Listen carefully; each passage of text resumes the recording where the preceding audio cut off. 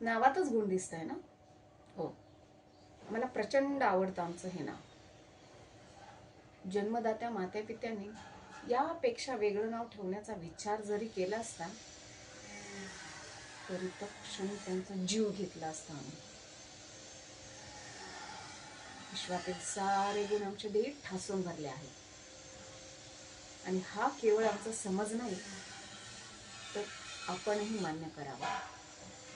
तसं सुदेशना, तारका ही नावाभिधानही आम्ही स्वतःसाठी ठेवली आहेत. प्रत्येक नावाचा अर्थ एकच.